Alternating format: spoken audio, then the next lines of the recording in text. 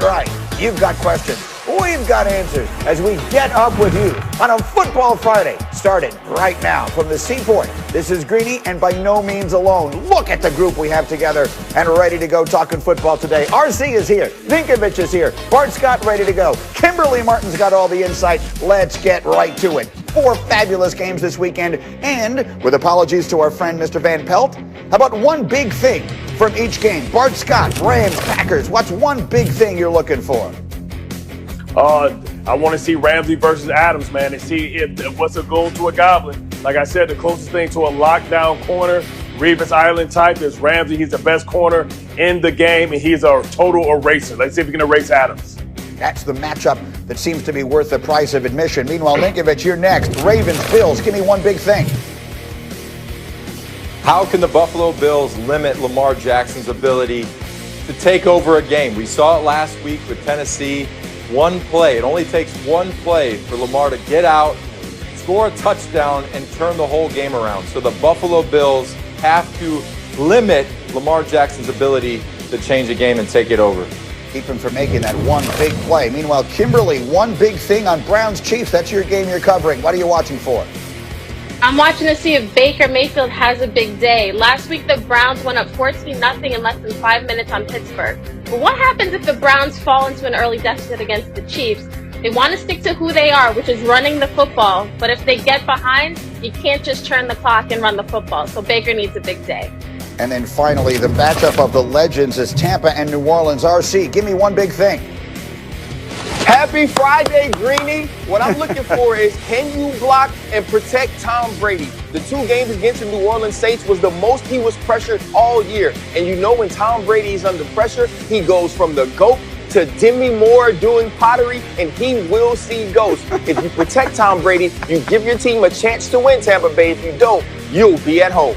All right, it's a pop culture reference, I understand. Meanwhile, in their 2 previous meetings this year, the Bucs just have not protected Brady. He had his 2 highest pressure games in those 2 games against New Orleans this season, and as a result, the results went very much against him. In fact, as we come out and talk about this one a little bit, Bart Scott, the last time they played each other, it was 38-3. Let's focus on the 3. Tampa only managed 3 points against this defense. Why should we believe it's going to be different on Sunday?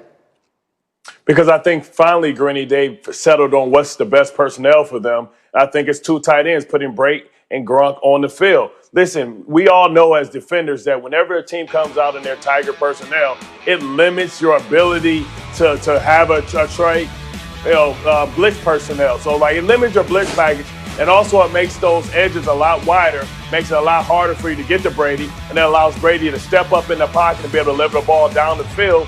But also, it depends on how you're going to decide to match up against that personnel. Do you go light and then allow Gronk to get you in the run game, or do you go heavy and then spread those guys out and then take advantage of their ability to beat safeties and linebackers? So I think now that Bruce Arians, no risky, no bisky, has to be thrown out the way, they need to make sure that they're steady and limit the risk of Brady and his exposure to the pass rush of New Orleans Saints. I like it. Gives us something to look for. Do they go with the 2 tight ends a lot? RC, how do you like it?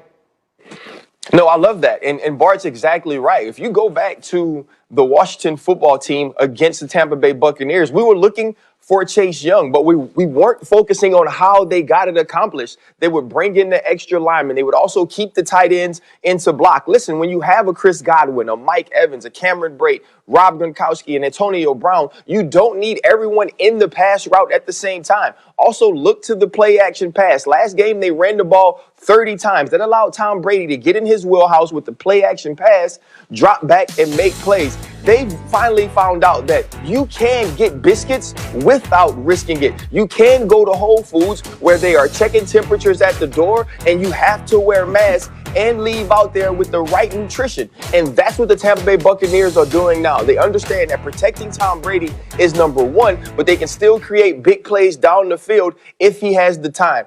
This is a great adjustment by Byron Leftwich and Bruce Arians, and we've seen it pay dividends the last 5 weeks of the season. I expect it to do the same against the New Orleans Saints. Meanwhile, Rob Ninkovich, you know all about playing huge games with Tom Brady, having been his teammate all these years. Give us a sense of what he's like going into a game like this. Well, look, he's always competitive no matter what. In the regular season, into the playoffs, I think we even saw it last week against Washington, just that fire inside of him. He wants to make sure that everybody on that field understands that these are one-game seasons. And if you mess up and you don't have a complete game in these one-game seasons, your season is over. You're done. So I think he just, going into the playoffs, steps it up a little bit more as far as accountability and trying to make sure that that motor's running on all cylinders. And look, in the NFL, it's really hard to beat a team twice. It's even harder to beat that same team 3 times. So if you're Tampa, you're looking at those 2 tapes from earlier in the season, and you're trying to gain as much knowledge on that game as you can so you can put your best foot forward. And I can guarantee that they're going to protect Tom, because that's the Achilles heel. If they don't protect Tom, that's a wrap. So they got to go out there, they protect Tom. If Tom isn't getting the rubber pellets out of his ears and his eyes, they'll probably win this football game. Look, I mean, they have been a different team offensively the last 5 weeks. They haven't played a winning team in that stretch. This one obviously will be an entirely different kind of test. Speaking of which, to our next game, which is the Browns and the Chiefs, and it's a monster matchup. And let's talk about the quarterback, the legend, Patrick Mahomes, who had a career-high 82.9 total QBR this year. That was second in the league behind Aaron Rodgers. Speaking of career highs, Travis Kelce finished with over 1,400 receiving yards this year, the most ever by a tight end. It was his 5th straight 1,000-yard season. That is also an all-time NFL record. And if the Chiefs win, they'd be hosting the AFC Championship game for a 3rd straight season. That would match the longest streak since the round was established after the 1970 merger. So a lot of history on the Chiefs side, and Vegas is on the Chiefs side. But you know who's on the Browns side? Odell Beckham Jr. Remember, he's still on the Browns, and he tweeted last night, "Don't be surprised this weekend when they win." Just throwing it out there now. So Odell is confident. Kimberly Martin, you've been with the Browns now the last 3 weeks, and you continue to cover them here. So open up the notebook. What are we looking for on Sunday? The best part about this Browns team is that they don't care what you think, what I think, certainly not what Ryan and Rob think, because they're confident, yet not cocky. They really, because here's the thing, nobody gave them a chance, at least in their minds. They feel like nobody gave them a chance last week against Pittsburgh, and we saw that beatdown. And they felt like Pittsburgh even looked past them. I don't think the Chiefs are going to have that problem this week, but the Browns right now, they've got their head coach back off the COVID list. They've got all but one player, Joel Bitonio, off that COVID list, and he's expected to be off by Sunday's game. This is a team that feels like each week we've got to do our job. We get contribution from everybody. It's going to take a team effort. But talking to guys on the phone, on Zoom, listening to them, they believe not that they're just lucky to be here, that they deserve to be here, that they should be here, and that they could win. So the Browns right now are carrying some heavy, like, why not us against the world mentality and momentum into this game against the defending champs. Which I like, and they deserve that. Yes. They have played well enough. They've earned their way here. But RC, here's the part of it that concerns me. Their weakness, I think, is the worst weakness to have against Kansas City, right? Their weakness is in pass defense on that back end. And if anyone is going to shred that, it's Patrick Mahomes. So how do they prevent that from happening? You know what? It's going to be difficult. It's going to have to be a huge game by the front four of the Cleveland Browns. And we've watched them dominate games at times, especially Myles Garrett. But you have to get to Patrick Mahomes. Honestly, though, Greeny, I don't expect them to stop Patrick Mahomes. I don't expect this team to keep the Kansas City Chiefs under 28 points. So then it falls on Baker Mayfield. Let's go back to the one game that Patrick Mahomes lost this season. It wasn't that the the Las Vegas Raiders did a great job in pass defense early on in the game. But there was a stretch where they were creating turnovers, they were creating pressure, and Derek Carr was hitting big plays against the Kansas City Chiefs. Derek Carr had 5 plays of over 40 yards in that game. And that's what Baker Mayfield is going to have to do. Baker Mayfield is going to have to stand across from Patrick Mahomes, understand that it can't just be about running the football, that he's going to have to go toe-to-toe with him as he did when he was at Oklahoma and Patrick Mahomes was at Texas Tech in that shootout. Defensively, you have to come up with a play. You have to come up with a turnover. You need to come up with a strip fumble. It's not about stopping the Kansas City Chiefs the entire game. It's about coming up in critical situational football moments, and that's going to be on the front four of the Cleveland Browns. Yeah, that makes sense. And, Ninko, I'm also thinking of the 2 years ago in the AFC Championship game when the Patriots basically kept Patrick Mahomes on the bench the entire first half and then hung on for dear life and won in the second. And that feels like it's a formula here as well. Yeah, I mean, that pretty much is the blueprint. What's the best way to beat Kansas City? And that would be to keep that offense off the field. So I think the Cleveland Browns are going to have to run the football, have long 10, 12, 14 play drives to really eat up the clock to where at the end of the game, every time Kansas City has touched the ball, they have to score. So you don't have the touches to where, okay, they kick a field goal, then they score, then they have a touchdown, then they kick another field goal. No. They have to score every time they touch the ball if they have limited touches. So I think for the best case scenario for Cleveland would be to go in there, run the football because that's what they do well, mix in your play action pass, and move the ball down the field methodically, use up that clock so the time of possession is in their favor. I just want to point out that stat that Hembo popped up there quickly again. When Mahomes starts and they win the time of possession, Kansas City is 20-1. That tells you everything you need to know. All right, so a huge playoff weekend ahead of us, but at the same time, 3 big coaching moves made over the last 24 hours in the NFL. Let's start with this. This morning, Diana Rossini is reporting that the Falcons have offered their head coaching position to Arthur Smith, who has spent the last 2 seasons as the Titans offensive coordinator. Last night, the New York Jets hired 49ers defensive coordinator Robert Saleh to be their head coach. According to Shefty, that's a 5-year deal for him.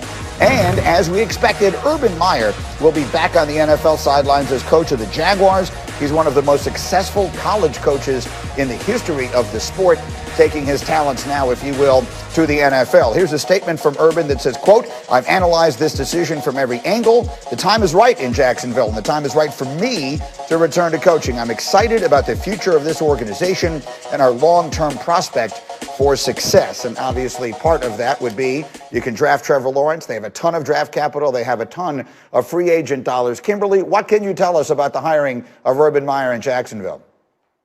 Yeah, isn't it interesting, Greeny, that Urban Meyer, somebody who we've seen go from one really good position to another, decides that this is, to quote him, the right time to come out of coaching, out of the booth and get back into coaching. And like you said, the big reason is that quarterback spot. They got the number 1 overall pick. Trevor, I think that shows the value of Trevor Lawrence and what somebody like Urban Meyer, the fact that he would come back out of retirement again. This is a guy who went to Florida, who was in Florida, retired over health concerns, went to Ohio State, again retired. So now I think the big question a lot of people wonder is how long is he actually going to be here? Urban didn't say much in that statement, but he's expected to talk to reporters today at 11:30. So he's going to be asked a lot about his health concerns and how long he plans to be in Jacksonville. He is 56 years old. He'll be 57 by the time next season kicks off. He also joins a long list of notable college head coaches who make the jump to the NFL. And recent history has been mixed. Not a lot of success. You see some of the names and some of the records on there. Jim Harbaugh did lead the Niners to the Super Bowl. He's 1 play away from winning it. He had real success with the 49ers.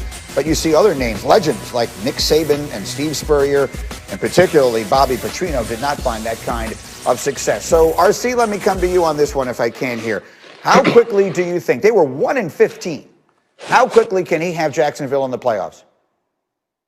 I don't think it's very quickly. Anytime you're going to start your organization over with a new quarterback, with a new head coach, and a head coach who hasn't necessarily been in this league without a lot of veteran leadership on your team, I think it's difficult to build a winner right away. Now, can this team get better? Well, absolutely. They only won 1 football game, so you'll see progression. You'll see a different level of success, but I don't think this team competes right away. You mentioned Jim Harbaugh. Think about some of the players that were on that team, some of the veterans that he inherited with that defense that was extremely good with Dante Hittner and with, Patrick Willis, and also an offense that was run by a veteran quarterback in Alex Smith. That won't be the same situation in Jacksonville. So it's going to take time for Urban Meyer to put his imprint on this team and build that character that he wants the Jacksonville Jaguars to be, but that doesn't mean he can't do it over time.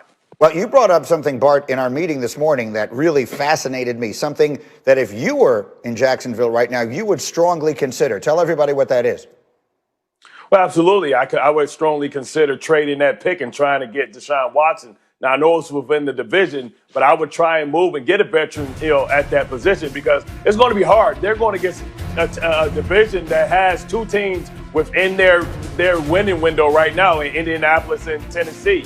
So now you think about Urban Meyer, can he make that adjustment to dealing with grown men and not dealing with kids? Because what happens if you're dealing with young adults, it's a dictatorship in college. It's a partnership in the pros. Mm-hmm. He's going to have to find some guys that's going to buy in, that's going to sell his message in the locker room. And to do that, you have to win the veterans. The good thing is they got rid of Fournette, they got rid of Ramsey, they got rid of Boye, all guys that will have strong personalities that can maybe turn the tide away from you. But when guys struggle like Nick Saban, when guys struggle like Petrino, when guys struggle coming from the college ranks, it's because they think they're talking to student athletes and not grown men that got mortgages, kids, and other responsibilities that'll tell you about yourself. And oftentimes they got more power than you have. So as soon as he understands that, the better he'll be. But they're not going to win for a long time. Or will he have the patience to endure 2-3 losing seasons before it turns around? Mm-hmm.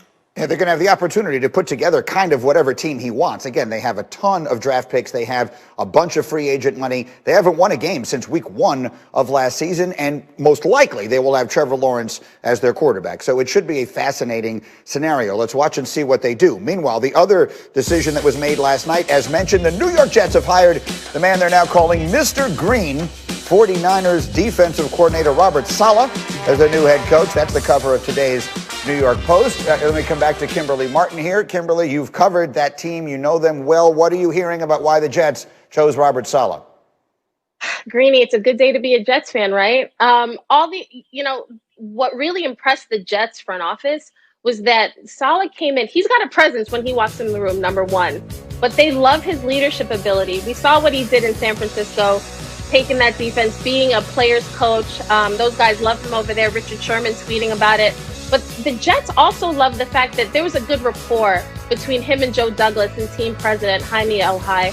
They love that Saleh was able to present and articulate a clear plan for how to turn this franchise, push it in a new direction. Now, that doesn't mean a new direction means a new quarterback.